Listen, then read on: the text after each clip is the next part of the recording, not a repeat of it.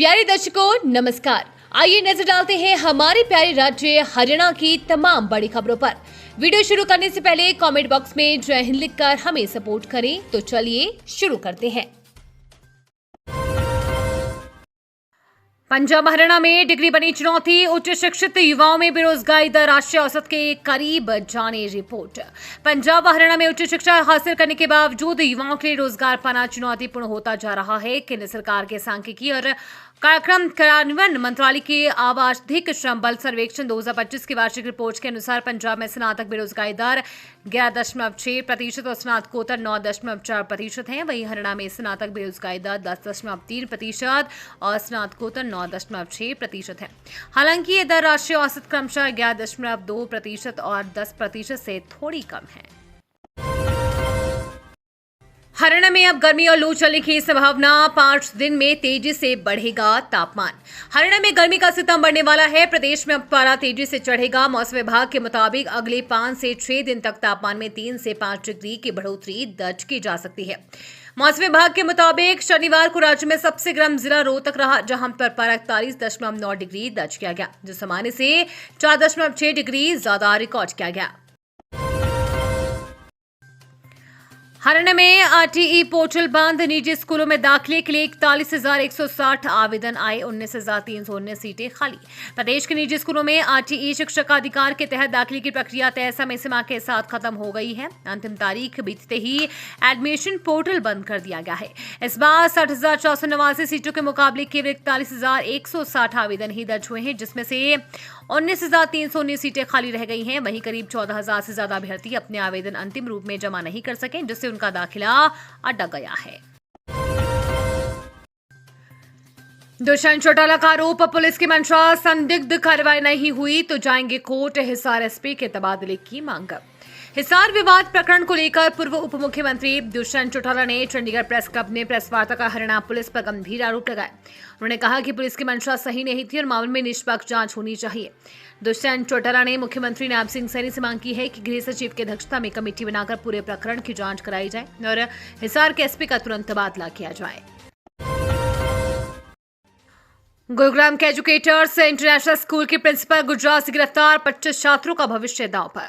केंद्रीय माध्यमिक शिक्षा बोर्ड की फर्जी मान्यता दिखाकर छात्रों के धोखा करने के मामले में सेक्टर 9A स्थित एजुकेट्स इंटरनेशनल स्कूल के प्रिंसिपल को पुलिस ने गिरफ्तार किया है। इस फर्जीवाड़े का तब खुलासा हुआ था जब एक छात्रा का परीक्षा देने के लिए रोल नंबर नहीं मिला। उसके परिजनों ने स्कूल में हंगामा किया। आरोप है कि स्कूल प्रबंधन ने स्कूल की मर्जी मान्यता यानी कि फर्जी मान्यता दिखाकर यहाँ पर विद्यार्थियों के दाखिले किए थे। स्कूल के फर्जीवाड़े के खिलाफ शिकायत के आधार पर इसी साल फरवरी में सेक्टर 9A थाना पुलिस द्वारा संबंधित धाराओं के तहत केस दर्ज किया गया था। अपराध शाखा मानेसर द्वारा इस मामले में शनिवार यानी कि 18 अप्रैल 2026 को गुजरात से स्कूल प्रिंसिपल रिद्धिमा कटारिया निवासी बसे गुरुग्राम को गिरफ्तार किया गया। खैर कटान मामले में बड़ा एक्शन, हरियाणा सरकार ने 11 वन अधिकारियों का किया तबादला, बी निवेदिता को पद से हटाया। पंचकुला से यमुनानगर तक संरक्षित वन क्षेत्र में खैर कटान और तस्करी मामले के बीच हरियाणा सरकार ने 11 आईएफएस और एचएफएस अधिकारियों के तबादले कर दिए हैं। इससे फेरबदल में पंचकुला की जिम्मेदारी संभाल रही महिला आईएफएसबी निवेदिता को चीफ वाइल्ड लाइफ वार्डन के पद से हटा दिया गया है। उन्हें अब कंजर्वेटर ऑफ फॉरेस्ट की जिम्मेदारी सौंपी गई है, जिससे वह पहले अतिरिक्त प्रभार के रूप में देख रही थी। आदेश तत्काल प्रभाव से लागू कर दिए गए हैं। खैर कटान मामले में निलंबित एचएफएस अधिकारी दांगी की जगह आईएफएस वीरेंद्र सिंह को जिम्मेदारी दी गई है।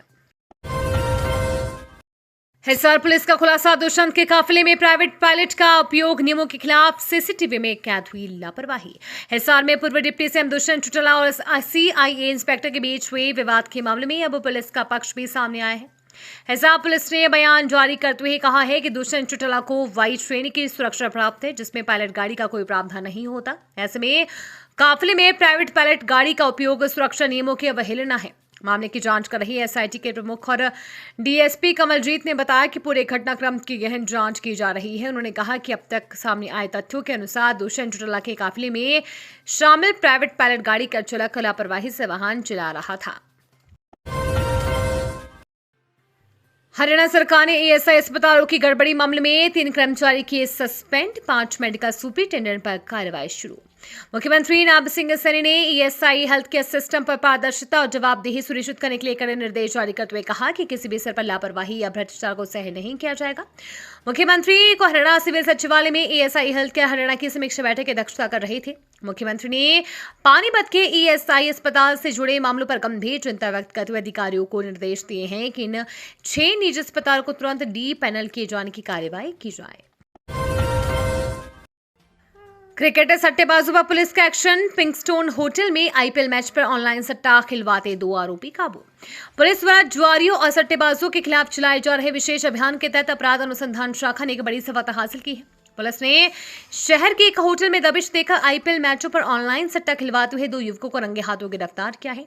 गिरफ्तार आरोपियों की पहचान बाजीगर मोहल्ला निवासी अश्वनी सैनी उर्फ रौनी व लक्कड़ मार्केट निवासी अनिल के रूप में हुई है। सीआईए प्रभारी उप निरीक्षक अशोक कुमार ने जानकारी देते हुए बताया है कि पुलिस टीम को गुप्त सूचना मिली थी कि मिलन चौक के पास स्थित पिंकस्टोन होटल में कुछ युवक क्रिकेट बुक यानी कि सट्टा चला रहे हैं। सूचना के आधार पर नियमानुसार अनुमति लेकर होटल के कमरा नंबर 102 में छापेमारी की गई। मौके पर 2 युवक लैपटॉप और मोबाइल फोन के जरिए ऑनलाइन सट्टा खिलवाते हुए पाए गए। ई रिक्शा चालकों की गुंडागर्दी। बीजेपी नेता के पेट्रोल पंप पर सीमेंट ब्लॉक से हमला। कैथल में ई रिक्शा चालकों की गुंडागर्दी थमने का नाम नहीं ले रही है। न्यू करनाल रोड पर भाजपा नेता राहुल सुरेंद्र के पेट्रोल पंप पर आज हंगामा मच गया। ई रिक्शा चालक सवारियां लेने के चक्कर में बीच सड़क पर गाड़ियां रोक देते हैं, ट्रैफिक नियम तोड़ते हैं, जिससे आने जाने वालों को भारी परेशानी होती है। तब घटी जब ये घटना, जब पेट्रोल पंप के कर्मचारियों ने ई रिक्शा चालकों से कहा कि आने जाने का रास्ता खाली रखें और सवारियों को आगे पीछे उतारें ताकि ग्राहकों को कोई दिक्कत ना हो। बात बढ़ी तो वाद विवाद हो गया। एक चालक ने साथियों को बुला लिया और सड़क पर बने सीमेंट के भारी ब्लॉक उठाकर पेट्रोल पंप की ओर फेंकने शुरू कर दी। गनीमत रही कि किसी को चोट नहीं लगी। ये थी आज की फटाफट खबरें। हम मिलेंगे अगले बुलेटिन में, तब तक के लिए धन्यवाद और जय हिंद।